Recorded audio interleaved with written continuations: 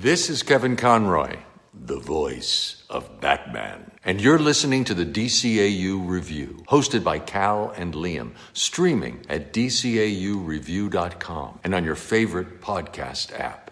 You're listening to the DCAU Review, hosted by Cal and Liam, streaming on iTunes, Google Podcasts, and at DCAUreview.com. Now, here's today's episode. Hey everybody, episode 62 of the DCAU Review this week. I am your host, Cal. With me, as he always is, my good brother, the DCAU Review Twitter guru. That's right, it's Liam. Liam, got another episode of Justice League we're tack on this week. Yeah, we are sticking in Season 2 of Justice League, and got another really memorable... I think this is one that ranks very highly, especially for if you're a Batman fan. I would agree, it's a very Batman-centric episode. We don't get too many of those in the Justice League. We get more of him featured later on in very pivotal episodes of Justice League Unlimited.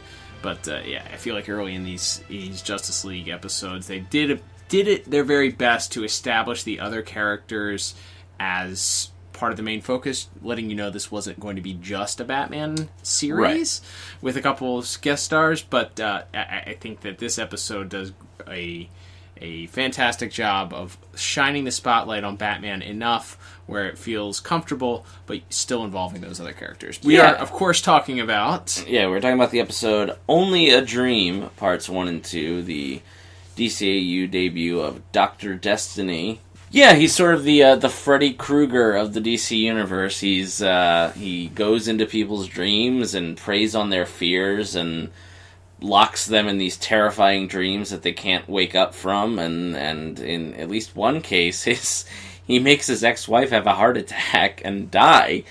Crazy. And he was attempting to do the same to the rest of the Justice League as Batman tries to track him down. I'll go over our synopses. Please do. Real quick here for parts 1 and 2. For Only a Dream Part 1, the synopsis reads as such. A convicted criminal with aspirations of defeating the Justice League gains the ability to enter people's dreams, adopting the persona of Dr. Destiny, and becoming the master of nightmares. The heroes run themselves ragged, rounding up other escaped villains. Okay. So yeah, that's your part 1, is John D. using an ESP machine, gives himself mind powers, the ability to enter dreams. And in the meantime, the Justice League is dealing with a prison break, and they have to take on a bunch of most villains that we've previously seen in the series, either in earlier episodes of Justice League, or even some returning foes from the new Batman adventures and Superman as well. And moving on to the Part 2 synopsis, that synopsis reads as such.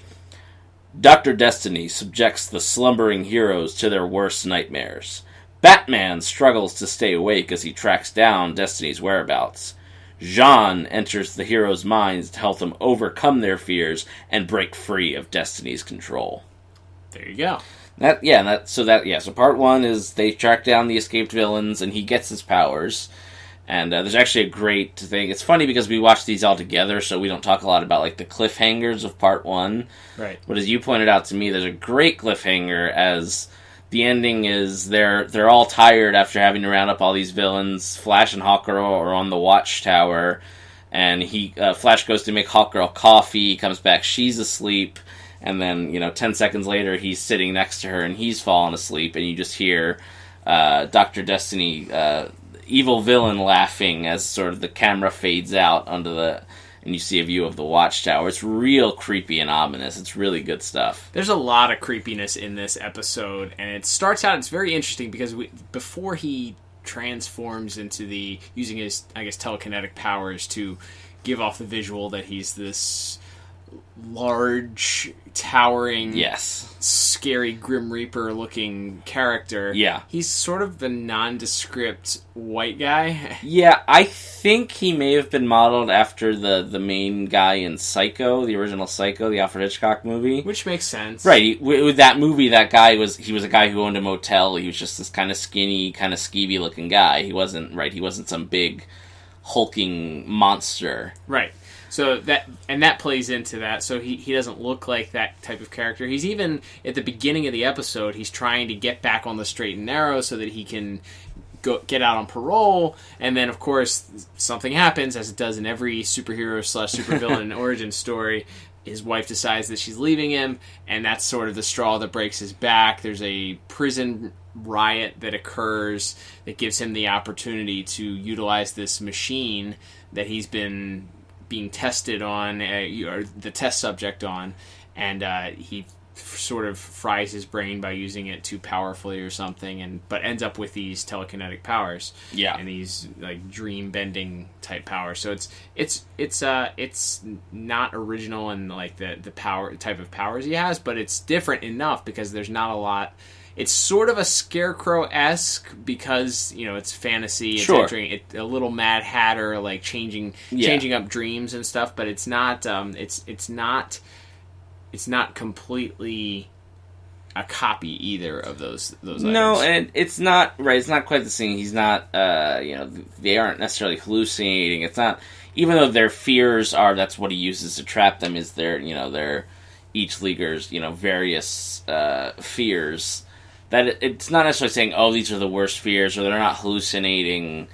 Terrible things. So it's not quite like necessarily like a Scarecrow, but there's definitely the elements there. And it's him tapping into those doubts or that weakness they have through the dreamscape. That is how he taps into it. So I think that's interesting. I think that they take a lesser known character. I think if you polled 100 people, if they knew who Dr. Destiny was when it came to DC Comics, you would probably get a very teeny tiny minority that may know who he is. Yeah, he had not been a villain that had been used a lot post like the 1970s. So that I always feel like they do a great job, especially in this series, with being able to kind of open up and use various different rogues, and then when we get into Unlimited, they do a good job of using some of those lesser known characters and making them formidable opponents for these characters that are larger than life. So I really, really appreciate the plot of this. It's great. Like we said, it's a Batman. Part 2 is nearly exclusively Batman-centric because he's the only one besides John that is awake. I would say it's kind of, Batman and John are like the two detectives working the beat. Which is pretty cool. Yeah, it's awesome. And it's not a dynamic that we see a lot in the series of Batman and Martian Manhunter kind of teaming up where, so Martian Manhunter is handling the dream side of it all, and meanwhile Batman's hitting the streets looking for clues, trying to track down this guy's physical body so he can punch him in the face. Right, and Batman's battling his own sleep-deprived nature. And right. It's really, really good. And you get this race against time that's included in there because we already saw, they tell you that Dr. Destiny's wife passes away because of the stress of being in the state that she's been in for too long. So you have that. You have Hawkgirl being trapped for a significant portion of time in this apparently underlying inability to deal with closed-in spaces. Claustrophobia, I guess one would say. And there's some great stuff there. There's actually even we talked about last week them laying the groundwork for what will be the series or the season finale with Starcrossed coming up for season 2. There's a little more groundwork laid here, and where John is sort of being able to solve the problem of getting these characters out of these deep sleeps. He's entering the dreamscape with and sort of freeing them one by one. But when he goes to do that with Hawkgirl, he's blocked. He said there's something around her mind that's keeping him from going in there. Yes, which is, I believe, something that comes back in Starcrossed. John mentions that he's never been able to read Hawkgirl's mind. Again, great.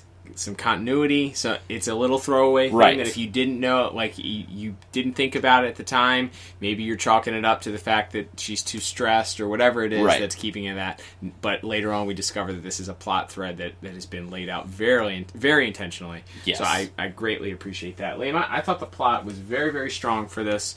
I went a 8 out of 10 for plot. What about you? I went 7 out of 10. I think it's really good. I liked seeing all those old villains show up in part 1. That was a good cameo, a bunch of cameos. Yeah, we got Volcana and Firefly of all Batman villains to bring back. Yeah. And of course we have Grundy and Copperhead who appeared in season 1 of Justice League. Mm-hmm. Luminous. Yeah, Luminous. Oh yeah, Luminous. Our next time we do Superman, we're gonna have to do a Luminous. We're gonna episode, do just all so the we Luminous. can tell. It's gonna be a month of Luminous. It's a Luminous month. No. Oh my god. Yeah. But still, a memorable villain from Superman the Animated Series. So seeing those characters brought back, and seeing the Justice League, seeing Green Lantern fight Volcana and stuff like that. I thought they did some really creative stuff that way. world. I guess not world building, but keeping that continuity. Yeah, together. solidifying that this is the same. The same Batman and Superman and everyone that we've been watching since 1991 or whatever. So. Yeah, they. I thought that was cool, and then the ending of Batman going to physically confront him, as we mentioned, while Jean is freeing everyone's minds in the Watchtower, is really well done. Batman able to keep Dr. Destiny from completely taking over his mind by humming Frere Jacques, Very funny. That's such a weird. That's like a 1960s Batman thing. That's like a real Denny O'Neil Batman idea, I feel like, of a way to keep a mind controlling villain out of his head is to hum a tune. Yeah, but it works. It works really well, and the way they sort of overlay Kevin Conroy's humming, and that gets a little into voice acting and music, but the way they overlay that with the music, and they really play it up really determined. He's really serious about humming Frere Jacques, and he is able to, physically stop Dr. Destiny and put a stop to it. Meanwhile, Jean is able to put a stop to the mental torture. So it's really well done, and it wraps up really nicely, I thought. Yeah, I agree with you. I think it's very strong. It's a good, comfortable episode. It's a fun episode. Yeah. There's even some cameos in the dreams. In the dream sequence at the very beginning of the episode, you get a Lex Luthor cameo, you get a Joker cameo, a bunch of the other villains from that season. Lois and Jimmy show up in Superman's Perry dream. White. Some of the characters we met in Blackest Night in John's dream show up again. Yeah, you get quite a few, and you get a funny Flash dream sequence where you get to learn a little bit of Flash's personality and some of the the human behind the humor, I guess, of Michael Rosenbaum's Flash. But yeah, I agree. Very, very, very strong. Okay, let's move on to our next category, shall we? Music, Liam. Music, you already mentioned. You have a lot of Frere Jacques in this episode. If you're a Frere Jacques guy or girl, this episode is for you. It's funny because Batman hears a commercial on the radio as he's trying to stay awake that uses Frere Jacques as the tune. So I guess that's why it's stuck in his head, which is funny. But other than that, there's a lot of mood-setting music. I feel like there is the very end of part one that we talked about already, the creepiness factor. There's a great, just subtle, very ominous, evil theme underlaying the laughing as Dr. Destiny goes. And there's a lot of, because the scenes are so high stress and high impact, there's a lot of frantic music that is played in the background. I gave music 6 out of 10. I think it's good. I kind of wish they had picked something other than Frere Jacques for Batman to hum, I don't know, anything. I like it because I like hearing Kevin Conroy do musical stuff. Oh, if you like Kevin Conroy doing musical stuff, do I have an episode for you? No, I say that. It's called This Little Piggy. Yeah. But anyway, but yeah, I liked that sequence, how it goes. I liked some of the more horror movie music when John D / Dr. Destiny is sort of standing outside of his wife's new house with her new boyfriend or whatever, and he's kind of just standing in the shadows staring down at them from the hill. There's some really good, like, ominous, creepy music there. And some of the music, I think, when they have like a kaiju, Jean and Dr. Destiny have like a kaiju battle in the middle of is it Flash's dream, I think. It gets really the music there gets really epic and sort of more traditional Justice League hero music, and I think that works really well too. But yeah, I went 7 out of 10 for music personally. All right. Steady moving along here. All right, let's talk about animation and visuals, Liam. I think this was the strongest part of the episode by far. Now, let's preface this by saying because there's a lot of dream sequences, there's a lot of room for them to have fun and be goofy and not play into the normal does this work type like does this make any sense type thing. Like you said, there's giant oversized fights happening in the middle of the city, and the Flash watching a cartoon where he's super muscly and Superman's Superman's nightmare is him being scared that he's going to amass too much power, which manifests itself in him looking like this monstrous just behemoth, I guess. And so you have a lot of stuff that isn't based in reality, which helps and gives them freedom. They have a lot of fun with that. My favorite thing I think that happens in and I didn't even notice it the first time it happened, but I mentioned it to you when we saw it in the previously on Justice League scene. But when Dr. Destiny goes from John D to Dr. Destiny, and he has he does this transformation in this dream sequence with his ex-wife, his face actually melts off and falls off. Instead of just sort of wiping away, you see his skin sort of detach from his face and sort of just melt off and fall towards the ground. It was done so well. It's so creepy. It really feeds into the character. The character itself looks menacing, looks creepy, looks terrifying. Scary. Very, very scary looking villain. Very great visual with that. Great character design. I went very strong with this score. I went 10 out of 10 for the animation. Very nice. What about you? Yeah, I also went 10 out of 10. It's tremendous. Like I said, I already mentioned it, but the dream sequences where John starts to free the various Justice League members and they have fights with him, I think are really well done. I love the visual of when... it's not. I guess Dr. Destiny is trying to convince the Green Lantern to step into the light, so to speak, and that's shown as the Green Lantern power battery. And so, as Destiny is fighting Martian Manhunter and Superman, you see John run into it, and there's kind of this moment where Destiny laughs and he's so happy, but then the whole Lantern battery bursts and Green Lantern emerges sort of stronger and more determined than ever. I thought that visual was really, really well done, and yeah, for all the other reasons you mentioned, I think it's really perfect. And like I said, I really enjoyed when Destiny and John grow to be like 10 stories high and fight each other in a big giant kaiju Justice League battle. It's really, really fun. You don't get a lot of that.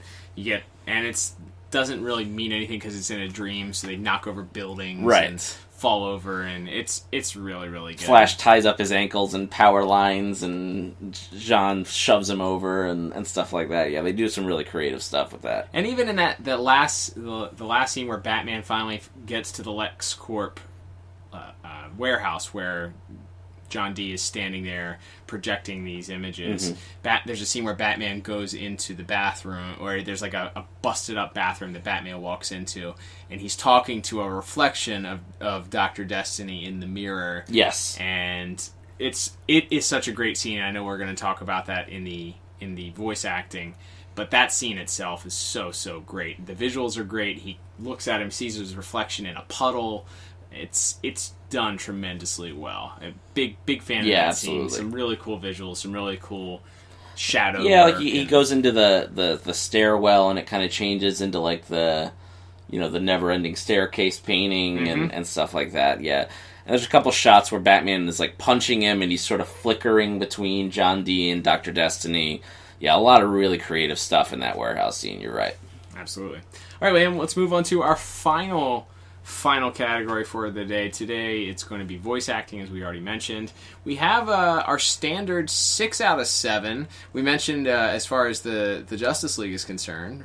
We mentioned it's odd we didn't have a Wonder Woman appearance in this episode. She does show up in John's dream sequence at the beginning of part 1, but yes, it's true. Unvoiced cameo, I think that would qualify as. Sure. Yeah, it's her presence not actually felt, but otherwise every other of the big 7 are there. Kevin Conroy doing a huge heavy lifting in this episode. But who are our other besides our main cast? Who else do we have to look at in this episode? Yeah, so we have William Atherton as Dr. Destiny. This guy was in Die Hard and in Ghostbusters as well, so a lot of maybe not the main actor in a lot of stuff, but another one of those sort of character actors who would pop up in a lot of different TV shows and movies. I like him as Dr. Destiny. I didn't think I was going to in those first couple scenes when he's like talking to his wife and whatever, because it's played like so it's very monotone. Mm-hmm. But that the more evil he becomes, the better that works, and he does start to show emotion. And I like the scene where he's yelling at the Flash is trying to kind of focus to break himself out of this, and he's yelling about how you look so stupid and all that stuff. I think he does a really good job by the end there. I concur. His performance, I had similar feelings at the beginning. I was like, I can't remember how this turns out. Like, because you look at the menacing figure that is the Dr. Destiny character, right. You're like, this voice is not going to work with this look. Yeah. But they do enough with it, I think, where they add a slight effect to it that it's a little echoey, a little dreamy, and a little dark that adds enough to it. And his performance as it goes, like you said, as he gets more maniacal and more evil, he sets it. It's amazing. He does a great job. By the end of the episode, it feels like one of the best performances as far as maybe one-off villains as there is in the DCAU. Yeah, no, I would agree with that, definitely. It's a really strong and really memorable performance, and especially his back and forth with Kevin Conroy at the end is really strong, and for all the other reasons we already mentioned. I thought he did a great job. And then, we had a ton of, cameo guest stars as far as the other villains go. We had Mark Rolston as Firefly, who was the same voice actor from the new Batman Adventures. Mm-hmm. We obviously haven't reviewed that episode yet because we do Batman in order, but it was cool they got him back. And a lady who we just talked about recently, Perry Gilpin, returned as Volcana. Again, very cool to see them reusing the same actors there. It gives it, again, a little bit more continuity, a little more feeling if you're watching the same characters. And then you also had Mark Hamill as Grundy, and of course he in the dream sequence at the beginning he also gets to play the Joker. Yep. We had a little bit of Clancy Brown as Lex Luthor at the beginning of that in that dream sequence too. Yep. Lex Luthor kind of has a presence over this episode just because it's mentioned that John Dee worked for LexCorp and was like a low-level enforcer, and was guarding these illegal weapons at a LexCorp warehouse when he was arrested. So it was cool to see him. You get a lot of people, and as we mentioned, Dana Delaney as Lois Lane shows up very briefly. David Kaufman as Jimmy Olsen. Yep. A lot of just really quick voice cameos from voices from the past that was cool to see. Yeah. And then beyond that, you have your main cast, as we already talked about. I thought Michael Rosenbaum was fantastic as the Flash in this episode. Very good. Yep. I thought Maria Canales was good as Hawkgirl. I thought this was one of the better Carl Lumbly Martian Manhunter episodes we've watched. He's fantastic in this episode. The best one I thought is when Green Lantern is about to enter the battery and Jean comes down and puts his hand up to his face and tells him, the Guardians didn't give you this ring because they had faith in the ring. They had faith in you. They had faith in Jon Stewart. Yeah, it was really good. So good. Really well written. And there's such gravitas in all of in Carl Lumbly's performances, but especially I feel like when he has something to really sink his teeth into here, and he understands the seriousness of the moment, and he really delivers there. And yeah, George Newbern is really not used a lot as Superman, but I think he does a fine job setting up that basic I have so much power, what if I never stop getting more type of thing. I think he works fine in that role. So yeah, I think main cast was great, and a really fun guest cast as well. So I gave voice acting 9 out of 10. I think it was really, really good. There you go. I am actually right there with you, but I took it a step further. I gave voice acting a perfect 10 out of 10. There you go. And all those reasons that you just said. And Kevin Conroy, what else can we say about the best there is, the best there was, and the best there ever will be? The best Batman. Crossover. The best Batman you could ever ask for. Absolutely. And he's fantastic. There's a reason that guy's phone still rings today. Yeah, go figure. Imagine that. All right, Liam.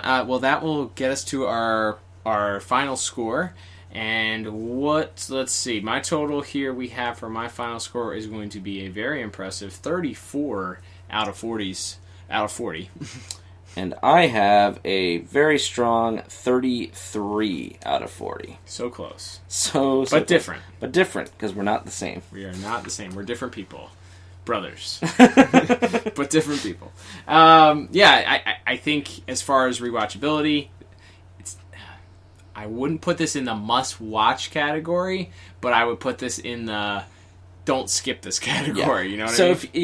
So we talk about like the different categories we could fit this into. It's like if this isn't a greatly important episode to the overall DCAU or even to the overall Justice League. Correct. You know, the main storylines of Justice League. However, if you're just looking to watch the best episodes, enjoyable, good time episodes, I think this qualifies for that. And it's just fun. It's fun. It's different because of the dream sequences. Mm-hmm. It's very unique. And you get 6 out of the 7 main roster of the Justice League, so you get some good stuff in there. Oh yeah, and like you said, it's fun. It's a fun episode. All right, Liam. Well, that will about wrap things up here for us. Thank you, everybody, for listening. As we always say, we always appreciate feedback. Go ahead and tweet Liam, the guy that runs our Twitter account. He's at DCAU Review. He's always got fun things up there, polls he's doing. He's always talking to people. We're sharing fan theories, fan art, talking about the exciting upcoming stuff that's happening in the world of the DCAU. A fan question I'd like answered for this week's episode is, why is Firefly in the Metropolis jail? Why is he on Rikers and why is he not in Blackgate? You pointed that out as we were watching, and I didn't have any sort of realistic, understandable reason other than maybe he got transferred there because prison transfers sometimes are a thing. Sure. But my question was, why did they allow him to keep his helmet on after he had been captured? They take his wings and his gun and like his antenna off, but the helmet stays on. They just didn't have a character model for him. I think that's why they didn't want to draw a character model for him out of, because even in the first scene where he puts his helmet on, they don't show his face. They just It's like they cut away as he puts his helmet on. So very interesting for that. But yeah, we always appreciate feedback. Tweet us at DCAU Review. Don't forget to subscribe to us wherever you listen to your favorite podcasts, and check out our archives available at DCAUreview.com. You can check out past episodes broken down by some of our top picks, as we mentioned last week, are now available. Sorted by category: supervillain, superhero, show, all of that broken down there. We have a great selection for you to check out those past episodes and enjoy them as you will. So I think that does us for this week. I'm Cal. And I'm Liam. And we'll talk to you on the next episode of the DCAU Review. Bye-bye.